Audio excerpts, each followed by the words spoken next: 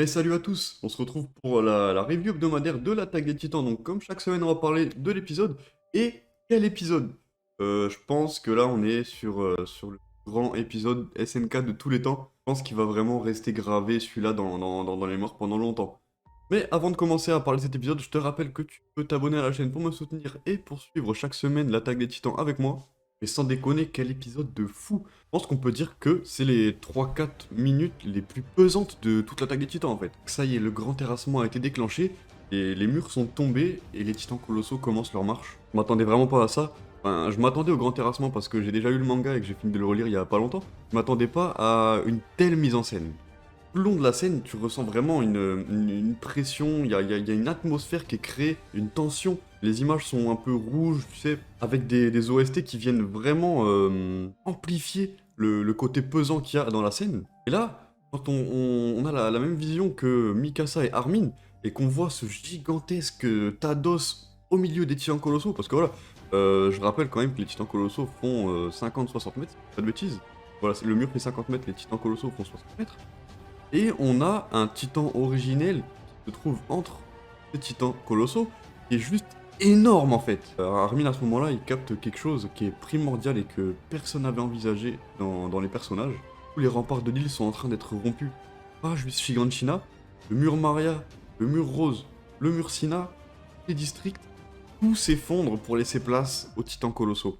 Du coup, c'est ni le souhait de Sig qui se réalise, ni ce que le bataillon d'exploration pensait, à savoir qu'Eren libère les titans de Shiganshina et vienne mettre un coup de pression à l'Alliance, tout simplement, en faisant marcher un peu de titans. Il veut pas juste leur mettre un coup de pression, là.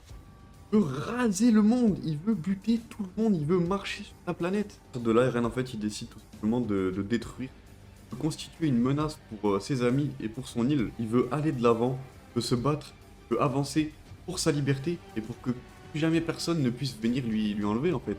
Aujourd'hui, c'est lui qui va venir imposer la peur au reste du monde. À ce reste du monde qui est extrêmement hostile envers Eren et les siens, au final.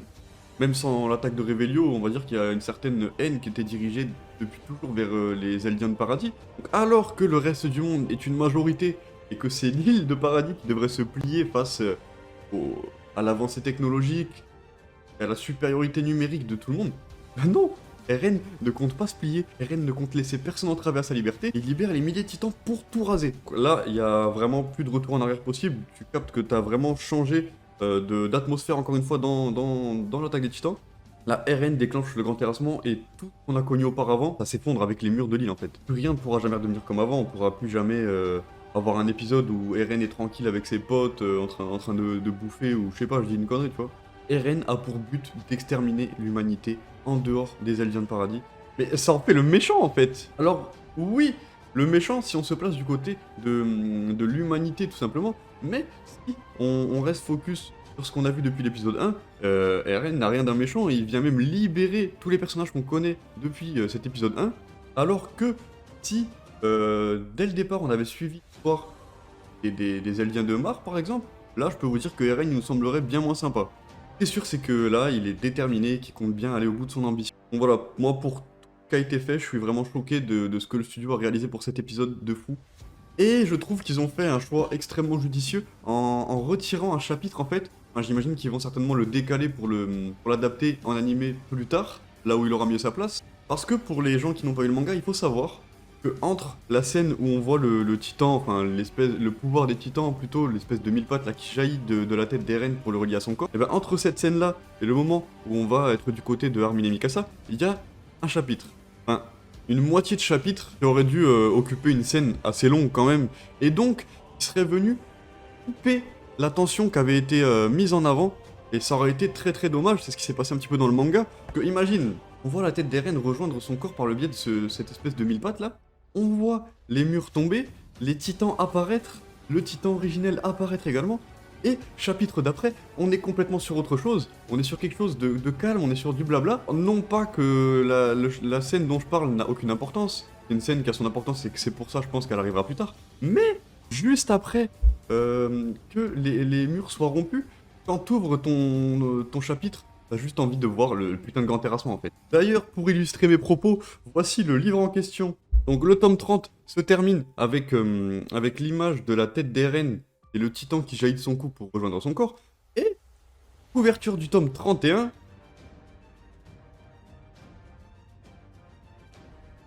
On a cette dinguerie. Quand tu vois la couverture de ce tome, la couverture est terrifiante. T'as juste envie de l'ouvrir et de voir le putain de grand terrassement. Non, la première image de ce tome, c'est autre chose. C'est quelque chose qui est venu couper la tension, qui est venu couper l'atmosphère et qui est venu couper le grand terrassement, à mon sens. Tout qu'à l'époque, quand on lisait le manga, on avait un chapitre par mois. Pour moi, t'avais pas envie de perdre de temps. On s'est un petit peu déplacé de parler de perte de temps. On est juste, à mon sens, sur quelque chose qui était mal placé. Et là, le studio vient rétablir ça. Le studio vient maintenir l'attention, vient maintenir l'atmosphère sanglante du grand terrassement. C'est la meilleure manière de mettre en scène ce début de grand terrassement.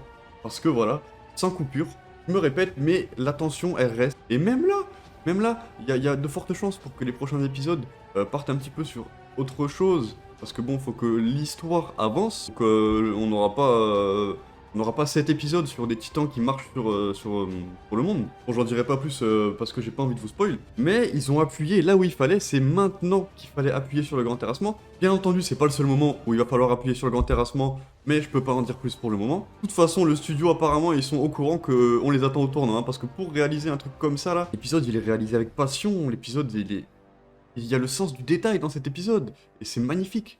Donc voilà, l'atmosphère, la mise en scène, les OST, plus le fait qu'ils aient retiré cette scène pour assembler les deux passages principaux du début du grand terrassement, pour moi c'est une scène réussie. Mappa a réussi son coup et je suis conquis. Si vous avez quelque chose à reprocher à la scène du grand terrassement, faites-moi en part dans les commentaires parce que j'ai peut-être loupé quelque chose, du coup moi j'ai vraiment rien à reprocher. C'était spectaculaire et attention parce que ça risque d'être que le début. Ensuite, moi j'avais un petit peu peur de la suite de l'animé par rapport à la censure. Mais apparemment, Mappa a fait les choses avec passion, avec fidélité au manga. Parce que quand on voit les gosses d'Ymir bouffer leur daronne, excusez-moi mais c'est crade. D'ailleurs, on en profite aussi pour dire que Mappa a encore refait une scène de Wit Studio, la scène où Historia est en train de lire le livre avec sa sœur Frida machin. Bon, rien de fou, hein, c'est la scène qui nous amène directement au flashback d'Ymir en fait, mais il faut souligner qu'ils ont fait l'effort de refaire une nouvelle fois la scène comme ils l'avaient fait la dernière fois pour la scène dans la maison d'Eren quand il est gamin, et toujours aussi bien réussi, voilà. De toute façon, Mappa, c'est dans ce genre de scène qu'ils ont montré qu'ils étaient bons. C'est pas dans les grosses scènes d'action, etc. C'est dans les scènes calmes, avec des jolis plans, des jolies couleurs, etc. C'est là qu'ils nous ont montré qu'ils étaient bons. Mais même si, dans cette deuxième partie de la saison finale, ils nous montrent un autre visage du studio, en fait, et nous montrent que même dans l'action, ils savent vraiment être extrêmement balèzes. Donc la scène d'Historia nous conduit au flashback d'Ymir directement à travers son petit livre. Et pour revenir à la scène où les gosses mangent Ymir, de base, juste pour l'acte qui est représenté dans cette scène, c'est crade. Peu importe de quel angle ils nous le mettent, de quelle manière ils nous mettent ça en scène, le fait que les gamines soient en train de bouffer leur daronne, c'est ultra dégueu. Mais je me disais quand même, ils vont certainement faire ça d'une autre manière, un autre plan, peut-être caché, censuré, voilà, je me suis peut-être même dit qu'ils allaient enlever cette scène de l'animé et la porter d'une autre manière, enfin je savais pas trop. Mais pour moi, c'était clairement trop crade pour être mis au grand jour comme ça a été fait hier, en fait. Alors que pas du tout. Les gamines voient papa découper maman à la hache pour qu'elle bouffe la mère. Ils ont vraiment été loin en montrant tout ça, comme ça avait été montré dans le manga. Mais mine de rien, la scène était essentielle, si je peux dire, parce que ça nous permet de comprendre comment le pouvoir des titans a été transmis d'Ymir à la génération d'après. Bon, ils auraient juste pu faire un délire, que c'est un délire héréditaire en fait, vu que c'est les enfants d'Ymir, ils ont des pouvoirs de titan, des résidus de son pouvoir, etc. Non, ils ont bouffé la mère. Mais quand je vois ça, moi j'ai envie de vous dire, accrochez-vous.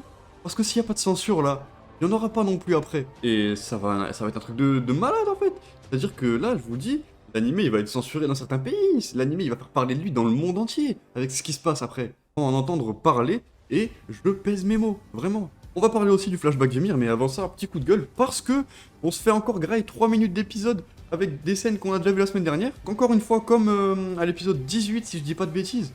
Voilà, on se fait grailler 3 minutes d'épisode, ça m'a un peu saoulé.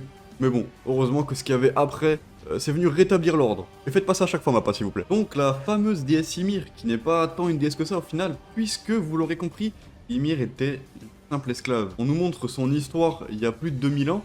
C'était l'esclave de la dynastie Fritz, et ça même avant de recevoir le pouvoir du titan. Alors oui, mais bon, quand même chelou, parce que la meuf reçoit un tel pouvoir, et au lieu de se débarrasser de ses poursuivants, elle le fait pas. Elle rentre au bercail et elle continue à obéir comme une petite chienne, alors qu'elle a des pouvoirs de malade. Surtout que c'était sa première transformation, donc on a vu que dans les premières transformations en titan, il y a souvent des problèmes. Ils n'arrivent pas spécialement à garder leur sang-froid et leur raison surtout. Bon, comme il y a certaines exceptions, comme Bertholdt par exemple, Rainer nous avait dit que Bertholdt avait maîtrisé son titan dès le début, c'est peut-être le cas également pour Ymir.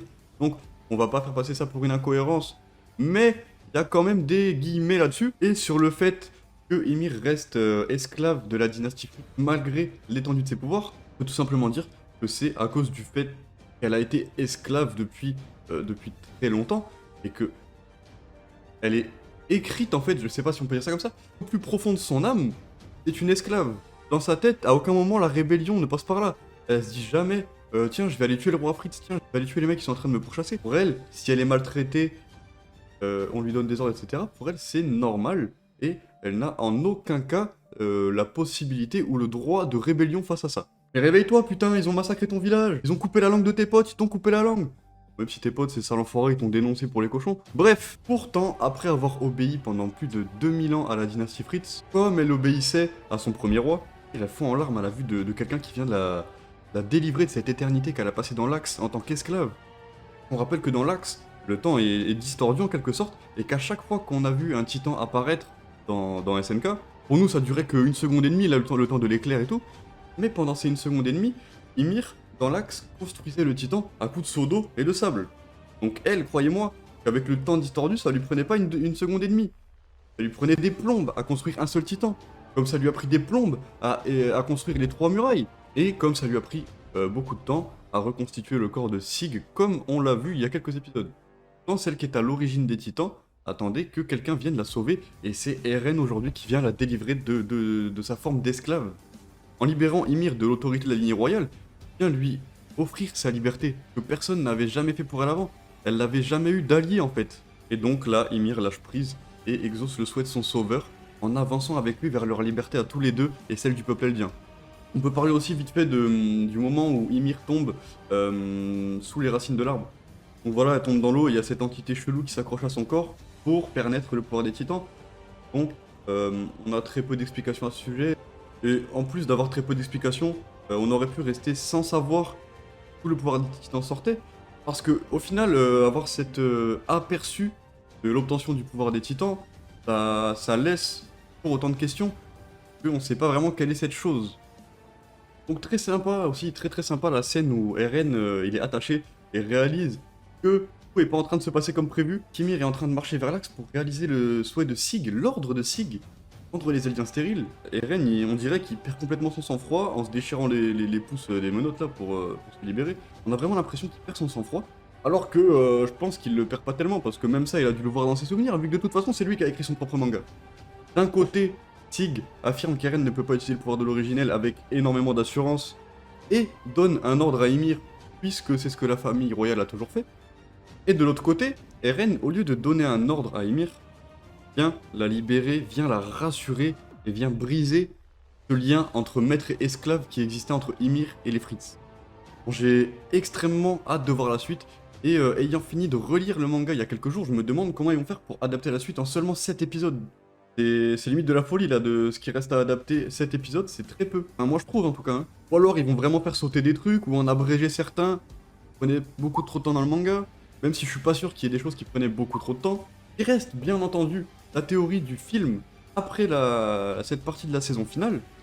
Après attention, hein, c'est à prendre avec des pincettes, pour moi ça reste vraiment une théorie, mais je trouve quand même que ce serait cohérent en termes de temps, parce qu'une troisième partie de la saison ce serait beaucoup trop. Une troisième partie c'est environ au minimum une dizaine d'épisodes. C'est beaucoup trop pour ce qui restera à adapter, alors que le film, pour moi, colle parfaitement. C'est la théorie qui se trouve dans le juste milieu en termes de temps, mais je me trompe peut-être et à tout moment, en cet épisode, ils vont réussir à faire une dinguerie monumentale et à adapter tout ce qui reste parfaitement. Et bien sûr, étant donné qu'on a une fin qui va être différente de celle de l'animé, on peut encore se poser un milliard de questions. Et c'est tout pour cette review, voilà, cet épisode, voilà, bon bah un épisode exceptionnel qui va rester dans les mémoires, qui va rester dans la mienne en tout cas, mais, je vais un petit peu me contredire, mais il reste que vite d'être oublié à cause des prochains épisodes, et ça, on le verra par nous-mêmes dans la suite. Allez, on se dit à la semaine prochaine pour une nouvelle review, et portez-vous bien, ciao.